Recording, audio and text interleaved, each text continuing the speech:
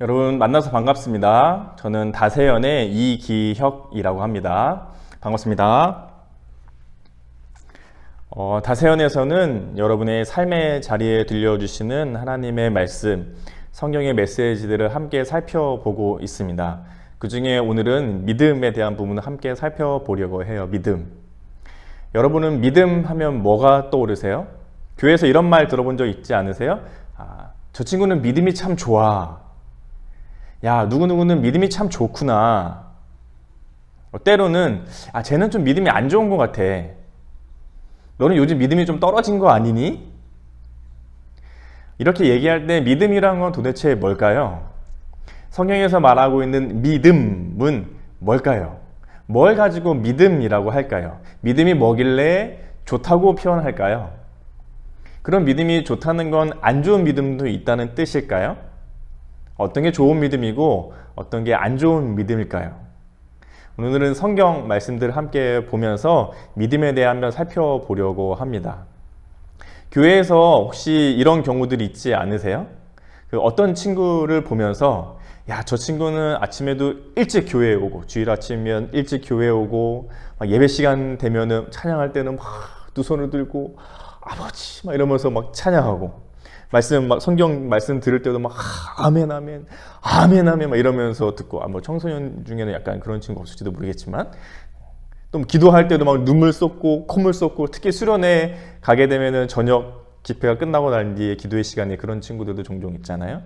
그런데 반면에 나를 보면서, 난 아침에 주일 아침이면 늦기도 하고 지각도 하고, 때로는 못 올 때도 있고, 뭐 찬양할 때 손 들고 이런 거는 좀 쑥스럽기도 하고, 성경 말씀을 들어도 무슨 얘기인지 잘 모를 때가 있고, 기도할 때도 난 별로 눈물 같은 거 잘 안 나는데 하면서 저 친구는 믿음이 좋은데 나는 별로 믿음이 없는 건가? 혹은 믿음이 안 좋은 건가? 하는 생각. 또 때로는 열심히 교회 봉사도 하고 섬김도 하고 여러 가지 일들을 맡아서 섬기는 사람들을 보면서 저 친구는 정말 믿음이 좋네. 근데 나는 별로 섬기거나 봉사하는 일도 없는 나 자신을 볼 때 나는 별로 믿음이 없는 건 아닌가 하는 생각들. 또는 어떤 친구는 막 기도하면 하나님이 다 이루어 주신대 하면서 막 시험 성적도 올라갔대지, 막 자기가 가고 싶은 대학에도 막 합격했대지, 막 기도했더니 하나님이 막 뭐 들어주셨다지 하면서 저 친구는 정말 믿음이 좋은가 보다. 하나님이 뭐든지 다 들어주시네. 그런데 나는 별로 하나님이 들어주시는 것도 없는 것 같고, 별로 기도해도 하나님 나한테 별로 이렇게 주시는 거나 감동이나 뭐 이렇게 뜻대로 되는 것 같지도 않고, 그런 걸 보면서 누구는 믿음이 참 좋아서 하나님께 여러 가지 복을 받기도 하는데 나는 별로 믿음이 없나? 내 믿음은 적은 건가? 하는 그런 생각들을 하고 올 때는 있지 않은지 모르겠어요. 성경에서 말하는 믿음은 뭘까요? 다세연에서는 여러 가지 성경적인 메시지들을 가지고 잘 정리해서 여러분이 이해하기 쉽게 좀 전달하고 있는데요. 믿음은 이렇게 표현해 볼 수 있을 것 같아요. 같이 따라할 수 있는 친구들은 따라해 보시면 좋을 것 같아요. 믿음이란 하나님의 언약이 나의 인생 가운데 성취되는 것을 신뢰하는 것. 한 번 더 따라해 보실래요? 믿음이란 하나님의 언약이 나의 인생 가운데 성취되는 것을 신뢰하는 것. 이게 손동작을 하면 좀 가끔 외울 때 쉬울 때가 있거든요. 약간 유치하지만 혹시 집에 주변에 지금 아무것도 없고 나 혼자만 있으시다면 이렇게 한번 따라해 보시고요. 혹시 주변에 누가 있다면 이렇게 머릿속으로만 한번 이렇게 이미지 트레이닝 하듯이 한번 따라해 보세요.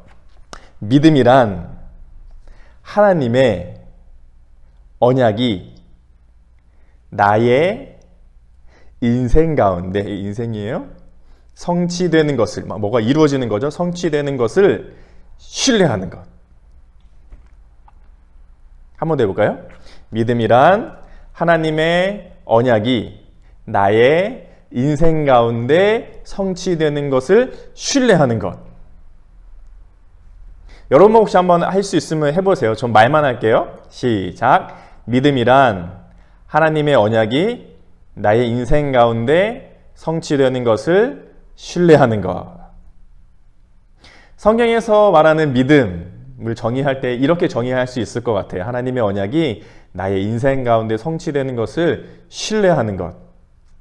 오늘은 같이 말씀을 보면서 어떻게 그 내용들이 담겨져 있는지, 또 그 내용의 구체적인 의미들은 뭔지 같이 한번 살펴보면 좋겠습니다. 먼저는 창세기 1장 말씀을 같이 보시면 좋을 것 같아요. 성경책이 있는 친구들은 찾아보시면 좋겠고요. 자막으로도 넣어 드릴 테니까 같이 한번 읽어보시죠. 창세기 1장 26절을 같이 한번 보실까요? 26절과 27절 두 절을 같이 한번 읽어볼게요. 시작.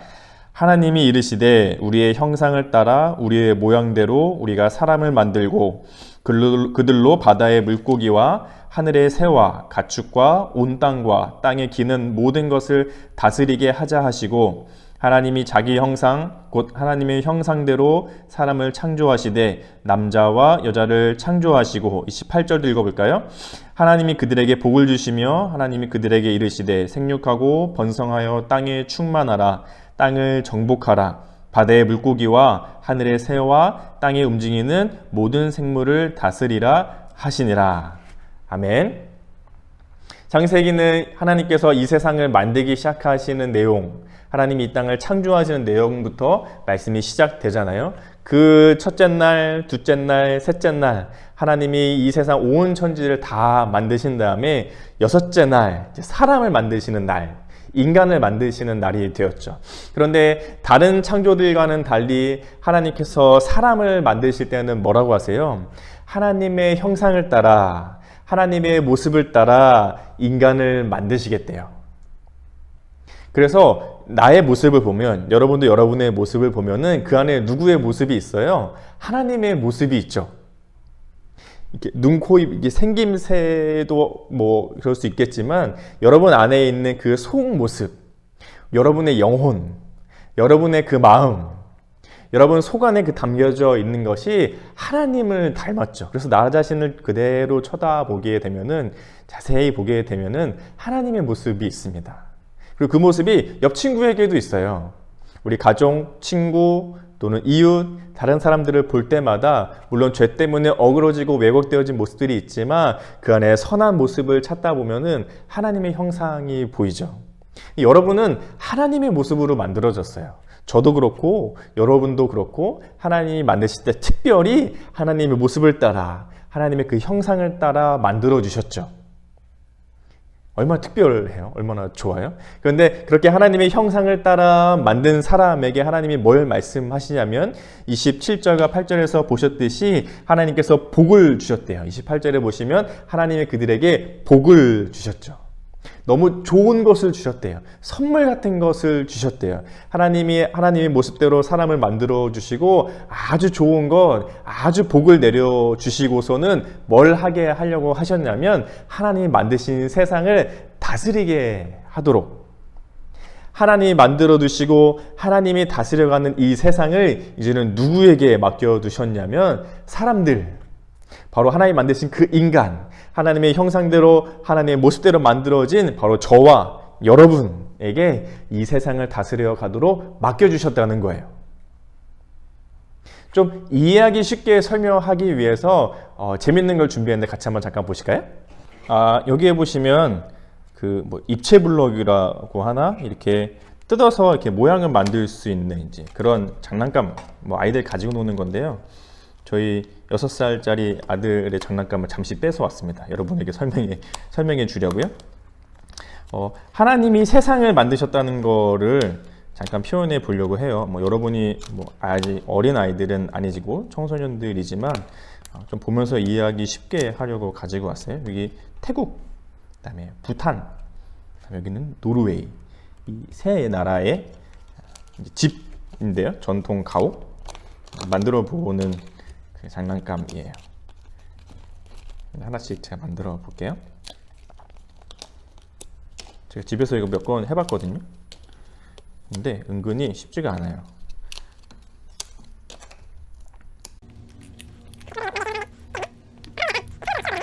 다 뜯었어요?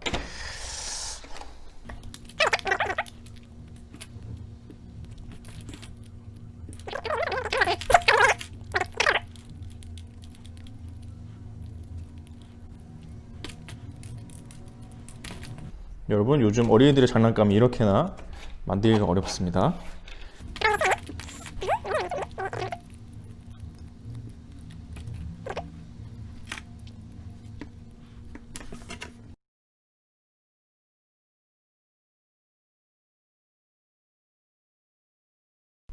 물론 하나님이 이 세상을 만드실 때는 말씀으로 만드셨겠지만, 열심히 저는 만드느라 애먹네요. 하나님은 더 완벽하고 잘 만드셨을 거예요. 태극을 괜히 가져왔네. 이거 되게 어렵네.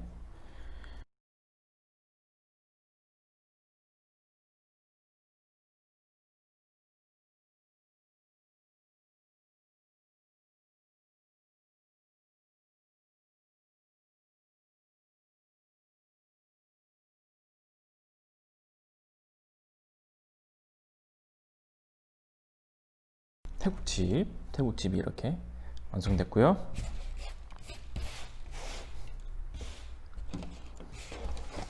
요거는 부탄이라는 나라의 집인데요. 한번 만들어 볼게요.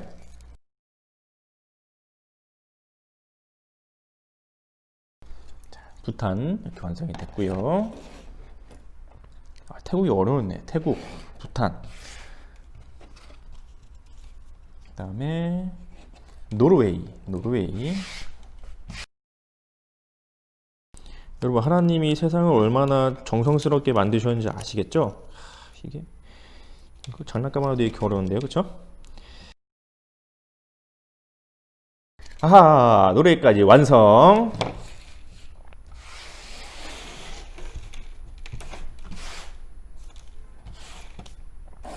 자, 태국,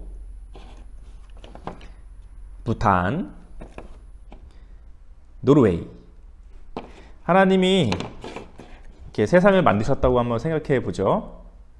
자, 보이세요? 이 세 나라의 집. 물론 저는 하나님은 아니지만 하나님이 마치 제가 이 집들을 만든 것처럼 세상을 만드셨다고 한번 생각해 보죠. 창세기 1장에서 첫째 날부터 여섯째 날까지 하나님께서 이 나라들을 아름답게 만들어 두신 거예요. 물론 저는 약간 실수가 있기도 하고 약간 어설프기도 하지만 아름다운 이 세상을 하나님께서 완벽하게 만들어 두신 거죠. 정말 정성을 다하셨고 하나님 온갖 마음을 다하셔서 이 세상을 완벽하게 만드셨어요. 그리고는 그 중간에 사람을 만드신 거잖아요. 짜잔. 네, 요거 사람이라고 생각해 보죠. 찬주해 주신 3살 우리 따님 감사합니다. 6살 아드님, 3살 아드님 감사합니다. 하나님께서 세상을 만드시고는 그리고 6째 날 사람을 만드신 거죠. 아까도 설명드렸지만 이 사람을 만드실 때는 어떻게 하셨어요? 하나님의 모습대로, 하나님의 형상대로. 그래서 자세히 보면 그 안에 하나님의 모습과 형상이 있도록 사람을 만들어 두시고는 뭐라고 하신 거예요? 이 아름답게 만들어진 이 세상을 사람이 다스리도록, 하나님께서 다스리시고 하나님께서 이끌어 가시는 이 세상을 이제는 하나님의 모습대로 만들어진 이 사람이 다스려 가도록 하나님이 맡겨 두셨죠. 그러면서 하나님이 이 사람이 잘 돌볼 수 있도록 하나님이 복을 주신 거였어요. 내가 늘 너와 함께하고 너를 돕고 너와 평생에 동행할 것을 하나님이 약속해 주신 거죠. 그것이 하나님의 언약이었어요. 하나님이 약속하신 거였죠. 하나님과 사람 사이의 약속이었어요. 이 세상을 아름답게 만드신 하나님께서 하나님의 모습대로 만들어진 사람에게 이 세상을 잘 다스려 가라고 모두 맡겨 주신 거였죠. 사람은 하나님의 모습대로 만들어졌어요. 그리고 세상을 다스려 가도록 하나님의 약속 언약을 받았죠. 그리고 그렇게 할 수 있도록 하나님이 복을 주셨어요. 그리고 이 사람의 역할, 하나님이 주신 일들을 지금 저와 여러분도 동일하게 그 언약 안에 살고 있는 거죠. 그래서 어떻게 보면 우리는 하나님의 심부름꾼이에요. 하나님께서 맡겨주신 이 세상, 하나님이 다스리도록 주신 이 세상을 우리는 다스려가는 거잖아요. 하나님을 대신해서 하나님이 맡겨주신 심부름꾼과 같은 것이죠. 무슨 심부름을 해요? 이 세상을 잘 다스려가는 하나님의 심부름을 해가는 거죠. 창세기 1장에서는 그래서 하나님의 모습대로 만들어진 사람, 하나님의 형상대로 만들어진 사람, 그리고 그 하나님이 사람과 맺으신 언약, 하나님이 이 세상을 다스려 가도록 그리고 그렇게 할 수 있도록 복을 주신 하나님의 약속이 담겨져 있어요. 믿음이란 기억나세요? 믿음이란 하나님의 언약이, 이 처음 부분이 창세기의 말씀 안에 담겨져 있죠. 그 두 번째 부분을 계속해서 한번 살펴보도록 할게요. 이렇게 하나님의 모습대로 또 하나님의 형상대로 하나님께서 사람을 만드시고 하나님께서 만드신 세상을 다스리도록 하셨는데 사람들이 그 일을 못하는 거예요. 왜냐하면 죄라는 것 때문에요. 죄가 세상에 들어오고 사람들의 마음이 변화되고 왜곡되면서 창세기 11장에서는 그 모습을 나타내주고 있는데 사람들이 뭘 하기 시작하냐면 바벨이라는 탑을 쌓기 시작해요. 그 이유는 흩어지지 말고 우리의 이름을 높이지 않은 거였죠. 하나님의 이름이 아니라 자신들의 이름을 높이자. 이게 하나님 만드신 아름다운 세상의 모습들이었잖아요. 근데 사람들이 탑을 쌓는 거예요.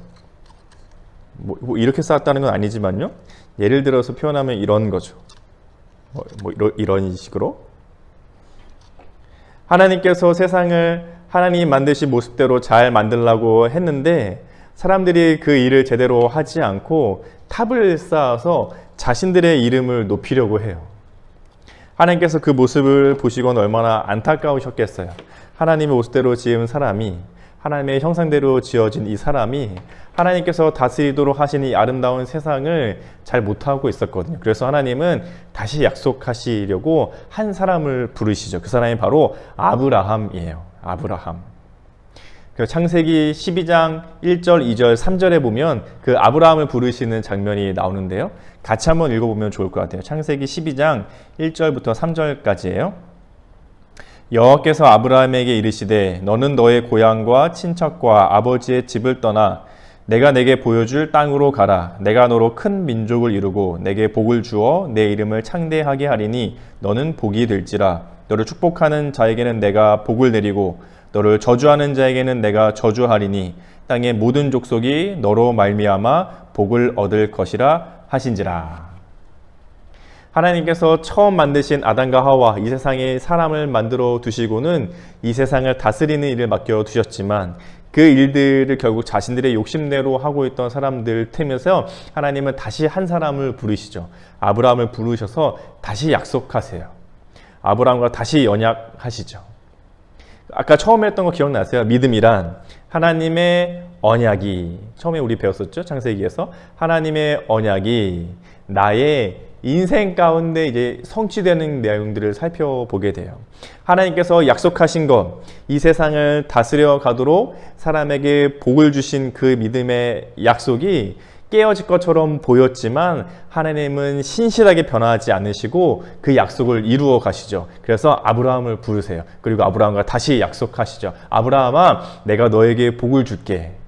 너를 복을 충만하게 해줄게. 너는 바로 복이야. 그리고 너를 통해서 이제 하나님이 하시려던 그 일, 이 세상을 아름답게 하나님의 창조의 모습대로 다스려가는 그 일들을 하실 뿐만 아니라 한 가지 더. 3절에 보면요. 너를 축복하는 자에게는 복을 내리고 저주하는 자에게는 내가 저주하리니 땅의 모든 족속이 너로 말미암아 복을 얻게 된대요. 이제는 그 하나님의 그 복이 하나님이 만드신 그 사람, 하나님이 부르신 아브라함뿐만 아니라 또 다른 사람들에게도, 네, 또 다른 장난감 창조해 주신 3살 따님 고맙습니다. 또 다른 사람에게도 하나님께서 인간에게 약속해 주신 하나님의 언약이 있었어요. 그런데 인간의 죄 때문에 그것이 망가지고 왜곡되고 자신들의 이름을 높이려고 하죠. 그럼에도 불구하고 하나님은 그 언약을 깨시지 않으시고 하나님 새롭게 다시 한번 약속하세요. 그리고 거기에 더불어서 이제는 그 하나님의 그 사람들뿐만이 아니라 하나님이 부르신 아브라함뿐만이 아니라 아브라함을 통해서 이제 또 다른 사람들도 하나님이 주시는 복을 얻게 된다는 것이었죠. 하나님이 세상을 다스려가는 일들을 하나님이 부르신 그 사람들을 통해서 마치 심부름하도록 맡겨두셨는데 그 일들을 잘 해나가는 모습을 통해서 다른 사람들도 하나님을 알게 되죠.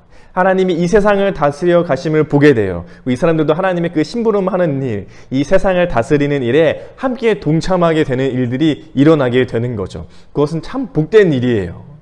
하나님을 정말 사랑하고 하나님이 사랑하시는 그 사람과의 사랑의 관계 안에서 일어날 수 있는 일이거든요. 믿음이라는 것은 뭔가 감정적인 동요나 뭔가 하나님으로부터 얻어내거나 하는 것이 아니라 하나님의 언약이 나의 인생 가운데 이루어지고 있다는 것이죠. 내 언약, 내가 하고 싶은 거, 내 이름을 높이는 것이 아니라 하나님이 약속하신 거예요. 하나님이 이 세상을 다스려 가시는 그 일이 나의 인생 가운데 나를 통해서 나타나고 있다는 거죠. 그리고 이제는 그것이 나뿐만 아니라 나를 통해서 다른 사람에게도 나누어지게 된대요. 그래서 하나님은 그 일을 보게 될 거라고, 너를 통해서도 모든 사람들이, 모든 족속이 복을 얻게 될 거라고 말씀해 주셨죠. 그렇게 아브라함을 통해서 복으로 부르신 하나님의 언약이 인생 가운데 성취되고 있습니다. 우리는 그걸 뭐 하는 거예요? 신뢰하는 거죠. 하나님의 언약이 나의 인생 가운데 성취되는 것을 신뢰하는 거. 근데 이 성취되는 게 지금 아브라함을 통해서 다시 시작되잖아요. 근데 이게 때로는 잘 안 되는 것 같을 때가 있어요. 하나님이 이 세상을 다스려 가도록 하나님이 만드신 이 아름다운 세상들이 하나님 보시기에 기뻐하실 뜻대로 잘 다스려 가는 일들이 나를 통해서, 우리를 통해서 일어나는데 때로는 그게 안 되는 것처럼 보일 때가 있어요.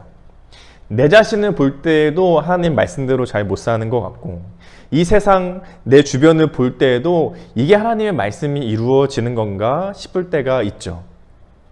정말 하나님의 약속이 이루어져 갈까? 실패한 거 아닌가? 이게 정말 언제 이루어지지 않은 마음이 들 때가 있거든요. 하나님은 그 약속의 내용을 누구를 통해서 보여주냐면 요셉을 통해서 또 보여주세요. 그 하나님께서 아브라함과 하신 그 언약이 요셉의 삶을 통해서 어떻게 이루어져 가는지 볼 수가 있어요.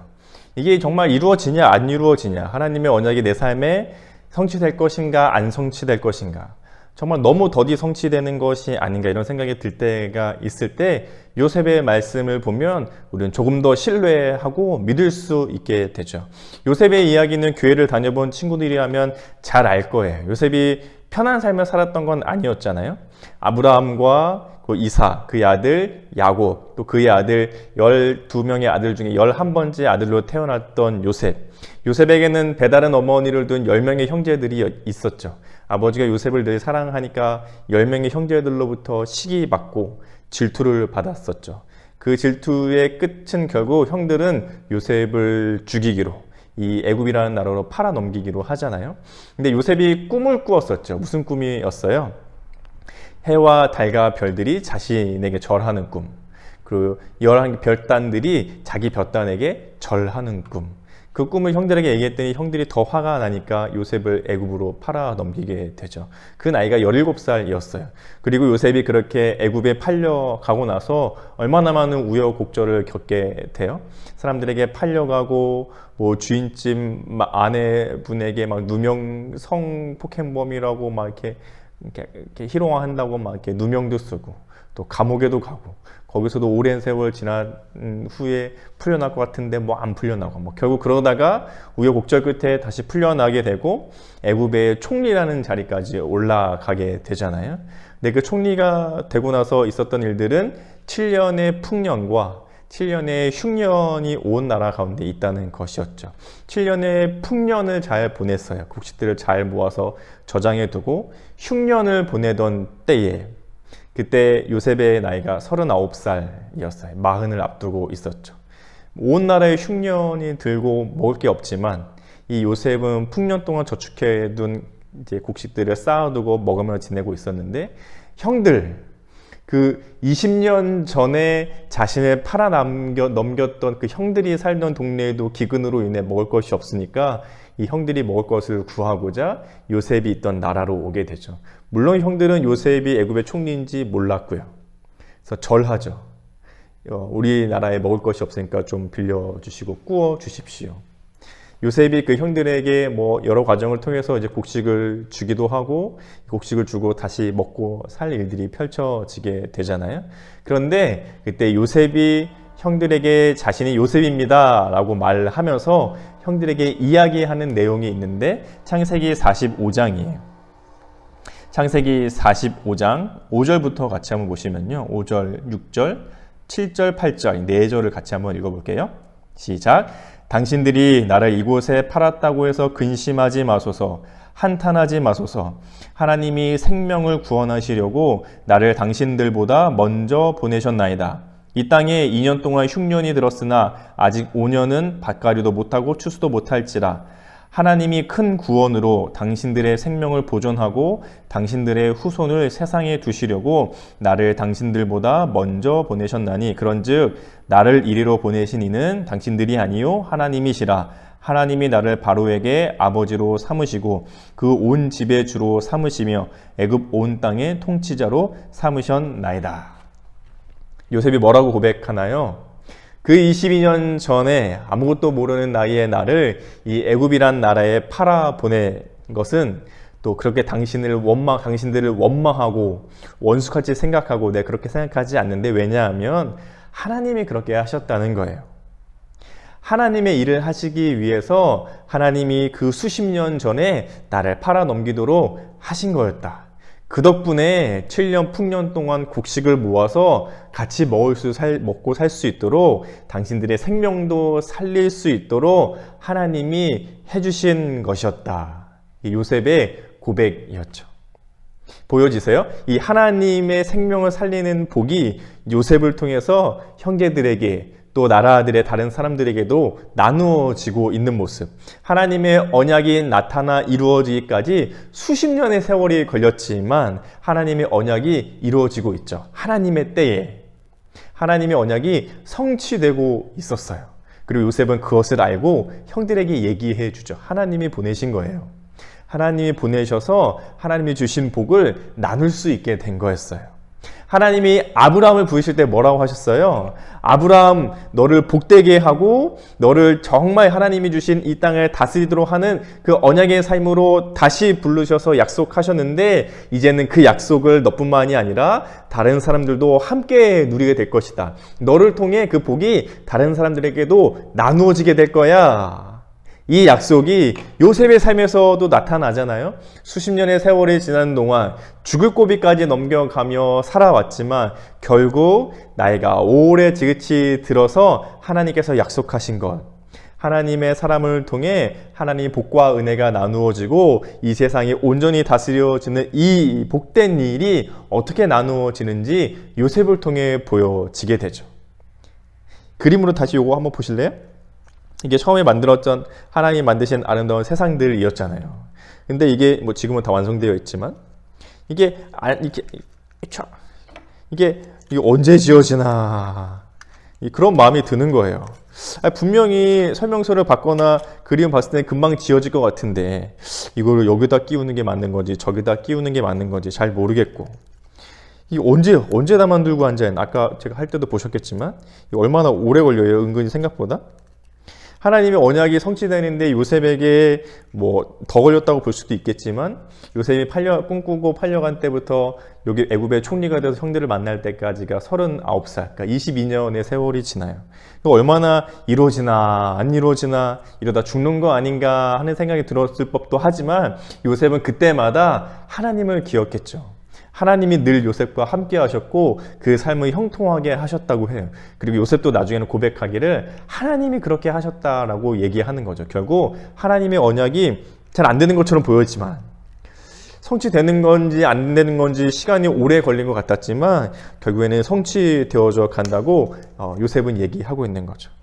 이게 언제 지어지나 천천히 만들고, 아무리 이걸 어디다 꽂아야 될지도 잘 모르겠고, 이게 여기다 꽂는 게 맞는 건지 저기다 꽂는 게 맞는 건지, 이게 은근히 생각보다 해보니까 어려워서 이루어지지 않는 건가 라고 생각할 때가 있지만, 그렇지 않고 하나님의 언약은 반드시 나의 인생 가운데서 성취된다는 거예요.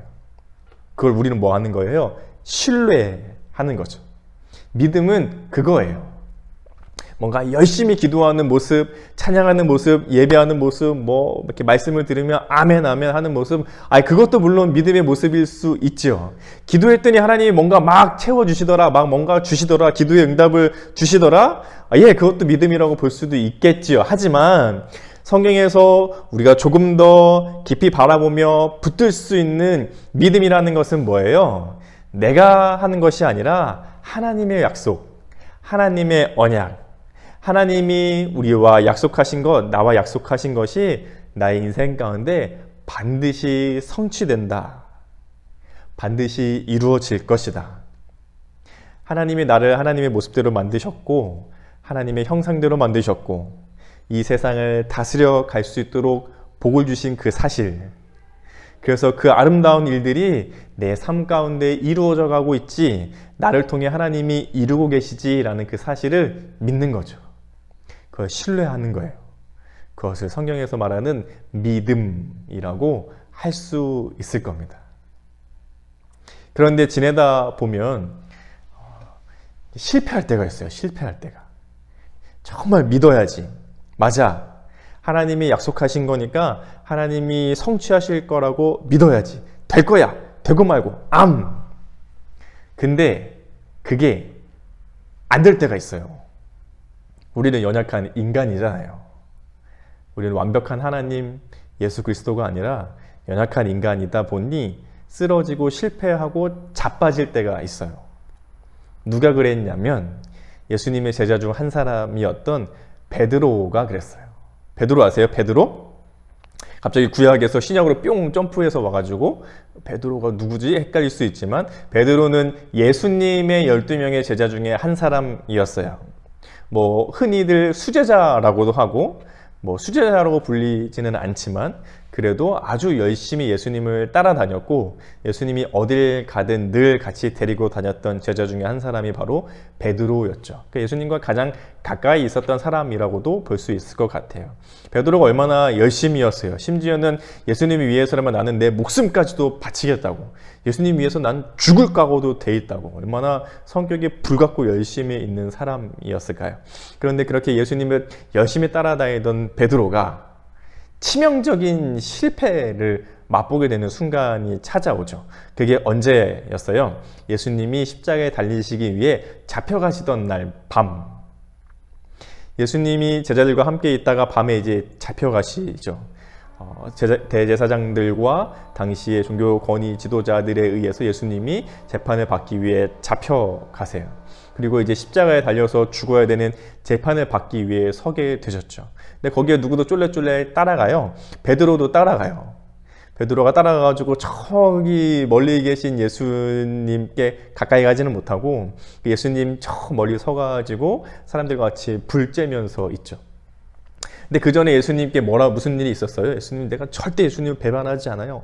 목숨까지 다 할 거예요. 이럴 때 예수님이 뭐라고 하시냐면, 베드로야, 네가 닭 울기 전에, 새벽이 오기 전에 나를, 예수님을 3번 부인하게 될 거야. 그러니까 모른 척 하게 될 거야. 모른다고 하게 될 거야. 베드로가 아니라고요. 그런 게 절대 없다고. 예수님만 따라간다고. 그랬었잖아요. 그렇게 예수님이 잡혀가시고 그 예수님을 멀리서 바라보며 불 쬐고 있는 베드로에게 옆에 있던 사람들이 갑자기 깜짝 놀라 물어보기 시작하죠. 당신 예수님과 같이 있던 사람 아니니까? 베드로가 화들짝 놀라죠. 자기도 예수님처럼 잡혀가게 될까 하는 두려움에 모른다고 나죠. 예수님 모른다고. 사람들이 또 물어봐요. 당신 예수랑 같이 다니던 그 사람 아니요? 아니라고, 나 예수님이랑 같이 다니면서 아니라고, 나 저 사람 모른다고. 한 번 누가 물어봐요. 당신 예수랑 같이 다니던 그 제자 중에 한 사람, 그 베드로 같은데 아니요? 베드로가 이렇게 심한 이렇게 욕과 모욕까지를 하면서 모른다고. 난 예수라는 사람 모른다고. 단호하게 모른 척 부인하죠. 3번 그렇게 부인하는 그 순간 닭이 울어요. 꼬끼요 하고, 꼬끼요라고 안 우나? 뻑뻑뻑 이렇게 울면서 닭이 울죠. 그리고 베드로가 예수님이 그 전에 해주신 말씀, 베드로야, 닭이 울기 전에 네가 3번 나를 부인할 거야. 그 말씀이 생각나면서 눈물을 흘리며 도망가게 되죠. 베드로의 마음이 어땠을까요? 3년을 예수님 가장 가까이서 모든 것을 다 버려두고 예수님의 제자로 살아왔어요. 같이 밥 먹고, 같이 말씀 듣고, 같이 자고, 기적을 일으키는 그 순간 같이 그 옆에서 보면서 예수님 가장 가까이 있었던 베드로였죠. 그렇게 3년을 지냈는데 결국 보인 꼴은 무슨 꼴이었어요? 예수님, 자신의 스승이었던 예수님을 배반하는 모습을 보여주었죠. 베드로의 그 심정, 그 다 무너져버린 마음. 그래서 결국 베드로는 자기 원래의 직업, 어부로 돌아가요. 다 실패한 자리, 모든 것을 다 내버려고 했던 그 자리로 다시 돌아가죠. 그리고 물고기 잡는 일들을 하고 있을 때였어요. 예수님은 그 사이에 잡히시고 십자가에 달리시고 죽으셨다가 3일 만에 다시 부활하신 다음 예수님의 제자들 또 다른 사람들을 찾아다니기 시작하시는데, 그 실패한 이후 어부로 돌아가 물고기 잡고 있던 베드로도 예수님이 찾아오시죠. 베드로가 밤에 열심히 그물을 던지며 고기를 잡고 있을 때였어요. 저기 멀리서 예수님이 다가오는 모습을 보시고는 베드로가 예수님이시다 바로 알아차리고 예수님께 뛰어들죠. 그렇게 물가로 나온 이후에 이제 아침을 차려놓고 아침 먹으려고 이렇게 불도 피워놓고 이렇게 떡도 굽고 고기도 잡았으니까 고기도 좀 굽지 않았겠어요? 아침을 소박하게나마 먹고 있을 때였죠. 근데 성경에서는 그 식사하는 동안 대화가 한마디도 기록되어 있지 않아요. 그냥 아침을 차리고 아침을 먹는 게 끝난 후에 이렇게 되거든요. 그러니까 이 밥 먹는 동안 이게 얼마나 그래도 시간이 있었을 거 아니에요. 밥 먹는 동안 예수님을 앞에 두고 이렇게 밥을 먹고 있는, 아침을 먹고 있는 베드로의 마음이 어땠을까요? 이 죽고 싶은 마음, 부끄러운 마음, 쥐구멍이라도 숨고 싶은 마음. 그렇게 예수님을 사랑한다고 목숨까지 다하겠다고 다짐했는데 결국 예수님을 배신하고 배반하고 떠나버린 후에 다시 자신의 삶으로 돌아와 있는 베드로 자신을 찾아오신 예수님. 그 예수님을 앞두고 지금 밥을 먹고 있는 베드로의 심경이 편치 않았겠죠. 얼마나 복잡하고 부끄럽고 숨고 싶고 그랬을까요? 근데 예수님은 한마디 안 하시고 식사를 다 마치신 후에 베드로에게 드디어 말씀하세요. 뭐라고 말씀을 하는지 아세요? 요한복음 21장 말씀인데 같이 한번 읽어보실까요? 요한복음 21장 15절 말씀인데요. 같이 읽어보겠습니다. 시작. 그들이 조반 먹은 후에, 아침 식사죠. 조반 먹은 후에 예수께서 시몬 베드로에게 이르시되 요한의 아들 시몬아 내가 이 사람들보다 나를 더 사랑하느냐 하시니 이르되 주님 그러하나이다. 내가 주님을 사랑하는 줄 주님께서 아시나이다. 이르시되 내 어린 양을 먹이라 하시고. 식사를 마치신 후에 예수님께서 베드로에게 뭘 물어보세요? 역사를 저면서 야 이놈의 자식아, 네 그럴 수 있냐? 어떻게 날 이렇게 배신하고 떠나? 너 그렇게 나 도망갈 수 있어? 내가 이렇게 죽기까지 따라온다며, 내 제자 한다며, 배신 안 한다며 하던 놈이 이제 와서 날 버리고 도망가라고 하지 않으시고, 우리라면 그랬을 수 있겠지만 그렇게 하지 않으시고 뭐라고 물어보세요? 베드로야, 네가 다른 모든 사람들보다 나를 더 사랑하니? 베드로야, 나를 사랑하니? 베드로는 뭐라 그래요? 네, 예수님, 내가 주님 사랑하는 줄 주님도 잘 알고 계시죠? 무슨 말이에요? 네, 제가 예수님을 정말 사랑합니다. 그 예수님 뭐라고 하세요? 내 양을 먹이라. 양을 먹이는 일은 누구의 일이에요? 예수님의 일이죠. 목자이신 예수님께서 양이신 하나님의 백성들, 예수님의 사람들을 먹이시는 일들, 예수님이 하는 일을 누구에게 맡겨주시는 거예요? 베드로에게 맡겨주시는 거죠. 이 세상을 다스리는 그 일 누구에게 맡겨주셨었어요? 사람에게 맡겨주셨었죠. 예수님이 이 세상의 양을 먹이는 일, 그 일을 누구에게 또 다시 맡겨주세요? 다시 사람에게 맡겨주시죠. 그 사람 누구였어요? 베드로. 실패한 베드로, 부끄러웠던 베드로, 배신한 베드로, 배반한 베드로. 그런데 예수님은 그 잘못을 따지지 않으시고 단 한 가지 물어보세요. 베드로야, 네가 정말 나를 사랑하니? 예수님 우리에게도 동일하게 물어보실 거예요. 믿음이 실패한 것 같아.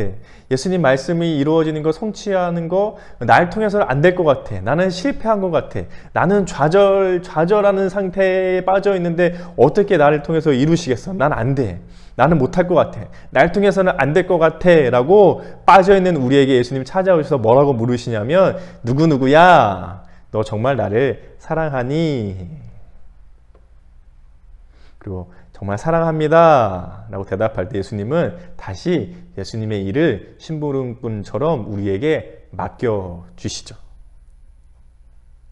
하나님께서 맡겨주신 이 세상을 아름답게 다스리는 일, 예수님께서 이 땅에 양을 먹이며 이 세상을 다스려 가시는 그 일, 하나님의 심부름꾼으로서 우리에게 맡겨주신 그 아름답고 복된 일, 하나님의 언약이 이 땅에 성취되어져 가는 그 일을 할 수 있는 사람들은 누구예요? 예수님을 사랑해요 라고 고백하는 사람들이죠. 잘났거나 스펙이 좋거나 뭔가 뛰어나거나 능력이 있거나 마치 휘황찬란하게 갖추고 있는 자격과 조건이 있기 때문에 하나님의 일을, 예수님의 일을, 심부름꾼의 일을 할 수 있는 게 아니라 하나님의 모습대로, 하나님의 형상대로 만들어진 우리가 하나님을 진심으로 사랑할 때, 그때 우리는 하나님의 일을 맡아 할 수 있게 되죠. 사실 우리가 하는 게 아니라 그런 우리를 통해 하나님께서 하나님의 약속을 성취하시죠. 심지어 실패했다 하더라도, 좌절했다 하더라도, 너무 안 이루어지는 것처럼 느려 보인다 하더라도, 나는 정말 보잘것이 없어 라고 생각해도 그런 것과는 아무 상관없이 하나님의 모습대로 지어진 나, 정말 예수님을 사랑한다고 고백하는 나를 통해 하나님은 하나님의 일을, 예수님은 예수님의 양을 먹이는 그 일을 맡겨주시고 성취해 가시고 이루어 가시는 거죠. 이거를 설명해 보면 그렇게 알 수 있을 것 같아요. 예를 들면 하나님께서 하나님의 일들을 해가시잖아요. 우리를 통해서 이 세상을 아름답게 다스려가는 일들을 하세요. 그래서 우리가 이 맡겨진 일들을 요셉처럼 때로는 오래 걸리거나 느리게 보일지 모르지만 이루어가심을 믿으면서 신뢰하는 마음으로 하잖아요. 근데 어쩌다 보니까 갑자기 하다가 뭐 이렇게 잃어버렸거나 혹은 어이쿠 하면서 이게 부러졌거나, 안 부러지네? 진짜 부러졌거나 이렇게 된 거죠. 너무 좌절하는 거예요. 이게 하나님이 나에게 맡겨주신 일이었는데 열심히 하려다 보니까 이거 부러지고 이거 잃어버리고 어떻게 하지? 나는 안 돼. 역시 난 자격이 없어. 난 손재주도 없고 아무것도 안 돼. 에라 모르겠다. 포기하자. 그때 예수님은 다시 찾아오시는 거죠. 그리고 물어보세요. 야, 너 이거 잘 만들어야지. 이거 본드로 붙이고 빨리 그것을 찾아봐 라고 물어보시는 게 아니고 뭘 물어보세요? 누구누구야? 너 나를 정말 사랑하니? 예수님이 그렇게 물어보시죠. 이거 하나님이 정말 소중하게 나한테 주신 건데 내가 못하겠다고, 안 된다고, 나는 안 될 것 같다고, 포기했다고, 이렇게 부끄럽고 막 다 버리고 도망간, 숨어버리고 싶은 나에게 찾아오셔서 예수님은 뭐라고 물어보시느냐면 날 사랑하니? 그때 나의 대답은 네, 제가 예수님을 사랑하죠. 예수님 뭐라고 하시는 거예요? 내 양을 먹이라. 그거 만드는 거, 세상을 다스리는 그 일 계속해. 괜찮아. 할 수 있도록 도와줄게. 같이 하자. 그러면서 막 잃어버린 것도 다시 찾을 수 있게 해주시고, 막 본드 같은 거 예수님이 직접 다 막 가져와가지고, 예를 들면 그렇다는 거예요. 요 만드는 걸 통해서요. 막 가져와서 붙일 수 있게 해주시고, 그래서 다시 지어져 가도록 누가 도와주세요? 예수님이 도와주시는 거죠. 내가 할 수 있는 일은 아니니까요. 다만 나의 고백, 네, 예수님 사랑해요. 그 사랑하는 사람과 함께 예수님은 예수님의 일을 다시 해 가도록 도와주시는 분이시죠. 지금까지 나눴던 말씀들을 정리해 보면 좋을 것 같아요. 여러분, 믿음은 뭐예요? 믿음을 뭐라고 생각하세요? 뭔가 열심히 있는 행위가 나타나거나 혹은 나의 뭔가 삶에 필요한 것들이 채워지는 능력을 혹은 믿음이라고 생각하고 있지 않으세요? 성경에서 말하는 믿음이란 이렇게 표현할 수 있을 것 같아요. 믿음이란 하나님의 언약이 나의 인생 가운데 성취되는 것을 신뢰하는 것. 한 번 더요. 믿음이란 하나님의 언약이 나의 인생 가운데 성취되는 것을 신뢰하는 것. 그것을 믿음이라고 할 수 있을 것 같아요. 여러분, 그 믿음이 있으세요? 나를 보는 것이 아니라 하나님을 볼 때에 믿음이 있는 거죠. 믿음은 내가 가질 수 있는 것이 아니라 하나님이 주시는 것이니까요. 그렇다면 오늘의 말씀을 기억하면서, 오늘 함께 나눴던 말씀들을 기억하면서 우리가 할 수 있는 일들이 뭐가 있을까요? 첫 번째는 하나님의 언약이 뭔지 알아야 되잖아요. 그러려면 성경을 늘 가까이 하는 거예요. 하나님의 말씀을 늘 가까이 하는 삶을 보내는 거죠. 읽어도 좋아요. 써도 좋고요. 들어도 좋고요. 예배 시간에 설교에 귀 기울여 듣는 것도 좋겠죠. 늘 생각해보고 묵상하는 것도 좋아요. 어떤 식으로든지 하나님의 말씀인 성경, 그 안에 하나님이 약속해 주신 언약의 내용들을 가까이 두고 살펴보는 거예요. 너무 막 하루에 10장씩 읽어야지 그러진 않아도 괜찮아요. 하지만 늘 가까이, 자주 곁에서 가까이 두고서 성경을 사랑하는 마음으로 읽어보는 거죠. 그리고 그 안에 하나님은 나에게 무슨 약속을 하고 계신가? 내 삶에 무슨 일을 이루어 가고 계신가? 성경은 하나님이 무슨 일을 하고 계시는지에 대해서 쓰여진 내용들이잖아요. 그렇다면 그 내용들이 내 삶 가운데서도 이루어질 거예요. 그렇다면 무슨 일이 이루어질지 성경을 보면 알 수 있겠죠. 하나님이 어떻게 사람들을 도우시고 돌보시고 그들과 함께하고 계셨는지, 또 그들을 통해 다른 사람들도 그 복을 누릴 수 있도록 어떻게 하셨는지, 또 그 믿음의 사람들은 어떻게 하나님께 순종하였는지, 그런 것들을 보다 보면 내 삶 가운데서도 하나님이 이렇게 일하시겠구나. 내 삶 가운데서도 하나님이 이런 일들을 성취하시겠구나. 그런 하나님의 언약들을 알 수 있게 되겠죠. 그리고 두 번째로는 인내하며 기도하는 거죠. 이게 눈앞에 번쩍하고 이루어지지는 않을 거거든요. 물론 그럴 수도 있지만 아주 오랜 시간이 걸릴 수도 있어요. 하지만 하나님이 정하신 때에 하나님이 하시는 방법으로 이루실 것이기 때문에 우리의 생각과는 조금 다를 수 있겠죠. 하지만 인내하는 마음으로 기다리는 거예요. 그리고 기도하는 거죠. 뭔가 빨리 이루어지기를 기도하는 것이 아니라 하나님이 이루실 것에 대한 기대하는 마음으로 기도하는 거예요. 하나님, 내 삶 가운데 하나님의 언약을 성취하기를 기다리고 있습니다. 기대하고 있습니다. 그 일들을 기쁜 마음으로, 즐거운 마음으로 할 수 있게 도와주십시오라고 기도하며 시간을 보내고 인내하는 거죠. 그리고 세 번째로는 하나님께서 내 삶 가운데 이루실 일, 내 삶 가운데 성취하실 그 일들을 신뢰하는 데 중요한 것, 바로 예수님을, 하나님을 사랑하는 겁니다.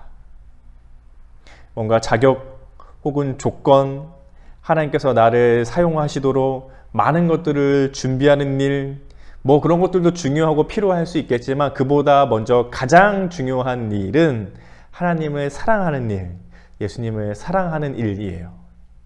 하나님을 사랑한다면 어떻게 해야 될까요? 예수님을 사랑한다면 어떻게 해야 될까요? 여러분이 사랑하는 부모님을 위해, 혹은 친구를 위해, 혹은 가족을 위해, 이웃을 위해 어떤 일을 하세요? 맛있는 걸 사주거나, 부모님 어깨를 주물러 드리는 안마를 해드린다거나, 설거지를 한다든가, 아주 구체적인 일들이 있잖아요. 그럼 하나님을 사랑한다면 뭘 해야 되죠? 잘 머릿속에 그려지지 않을 수가 있어요. 하나님을 사랑하는 일도 구체적으로 한번 생각해 보세요. 정말 하나님을 사랑한다면 난 뭘 해야 할까? 예수님을 정말 사랑한다면 나는 뭘 해야 할까? 그것이 여러분의 삶 가운데 이루어지기 시작할 때 정말 하나님을 사랑하는 삶이 내 삶 가운데 이루어져 가고 있을 거예요. 이런 것들을 실천해 보실 수 있으면 좋겠고요. 그런 삶을 보여주는 가장 가까운 사람은 누가 있을까요? 바로 여러분의 목사님, 혹은 전도사님, 혹은 여러분의 교회 선생님들, 혹은 부모님, 혹은 내 친지, 혹은 교회 성도님들, 집사님들이나 권사님들이나 장로님들이나 교회 안에서 같이 신앙생활을 해가고 있으신 분들, 그런 분들을 보면 정말 믿음이라는 것을 가지고 말씀을 보며 인내하고 기도하며 또 하나님이 이루실 그 일들을 기대하면서 정말 하나님을 사랑하는 삶, 예수님을 사랑하는 삶을 어떻게 살아가야 하는가라는 것들을 보여주시는 분들이 바로 그분들일 거예요. 목사님을 보면서, 전도사님을 보면서 교회 선생님들 혹은 교회 어른들 또는 가족과 친지나 이웃들을 보면서 정말 하나님을 사랑하는 모습이 무엇인지, 정말 하나님을 사랑한다면 학교에서는, 직장에서는, 가족들 안에서는, 친구 관계 속에서는, 사회 안에서는 어떻게 살아가야 하는지를 보고 또는 배우며 실천할 수 있는 삶이 될 수 있으면 좋겠습니다. 오늘은 믿음 훈련에 대해서 함께 살펴보았습니다. 오늘 나눈 말씀들을 잘 기억하며 하나님께서 기뻐하시는, 그래서 우리도 하나님을 정말 사랑하고 예수님을 정말 사랑하는 삶이 될 수 있기를 예수님의 이름으로 축복하겠습니다. 들어주셔서 고맙습니다.